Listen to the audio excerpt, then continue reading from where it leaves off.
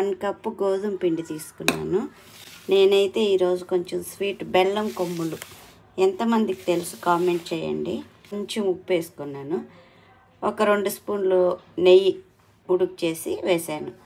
వేసి ఇలా బాగా కలుపుకోవాలి. ఫస్ట్ ఒకసారి కొద్దిగా వాటర్ పోసుకొని చపాతీ పిండిలాగా కలుపుకోవాలి.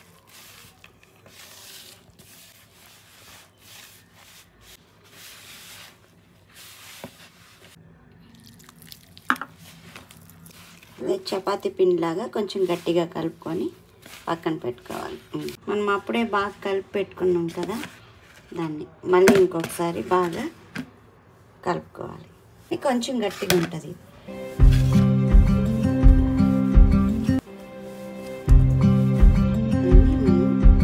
రెండు ఉండలుగా చేసి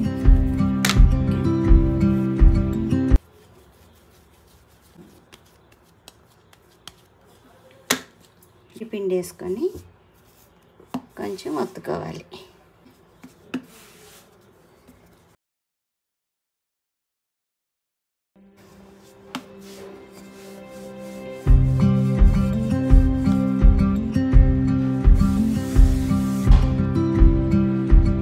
మరి పలుచగా చపాతీలా కాదు, కొద్దిగా ప్యాకెట్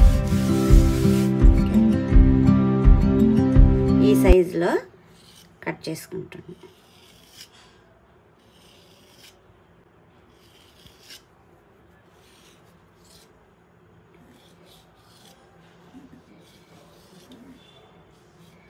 చిన్నప్పుడైతే మేము అంగటికి పోయి అప్పుడు తెలీదు కోపుల మిఠాయిలు అని అడిగేవాళ్ళం. వీటిని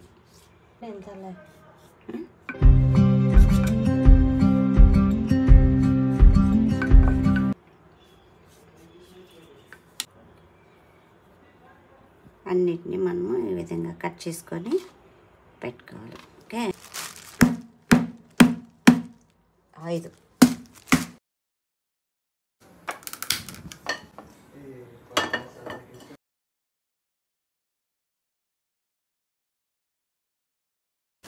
పాకం పడదాం. బెల్లం పాకం, 1 గ్లాస్ వాటరు, 1 కప్పు బెల్లం తురుము. నాకు అందాజు తెలుసు కాబట్టి నేను వేసేస్తున్నాను.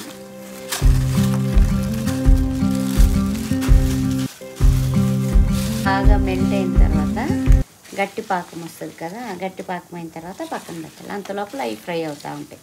అవి కొంచెం లేట్ కాబట్టి సిమ్లో పెట్టి చేయాలి. చాలా కాకూడదు, కొద్దిగా ఇంత కాకితే చాలు. ఫస్ట్ సిమ్లో పెట్టుకొని ఇవన్నీ ఒక్కొక్కటిగా వేసుకో.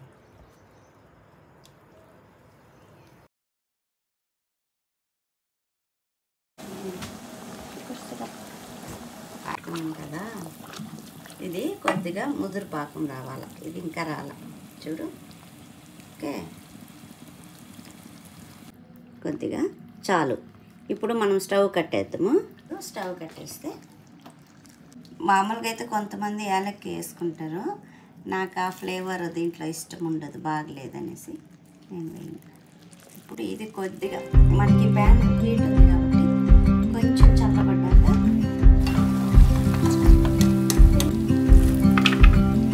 ఇలా రెడ్డిగా అయితే కలర్ చేంజ్ అయిన తర్వాత తీసేయాలి. ఇది ఇప్పుడే ఉడుకు కాబట్టి కొంచెం మెత్తగా ఉంచండి అలా. బట్ ఇది చూడండి సౌండ్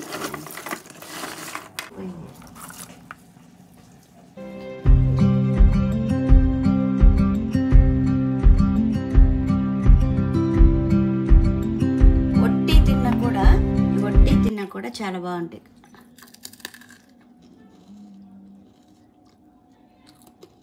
బెల్లం పాకంలో ఇవి వేసుకుంటాం.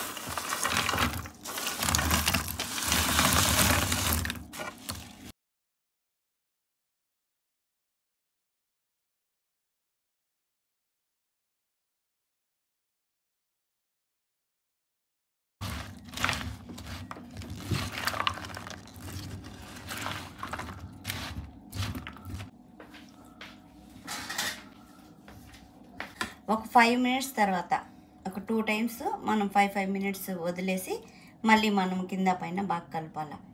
అప్పుడు ఆ సిరప్ బాగా పట్టుకుంటుంది.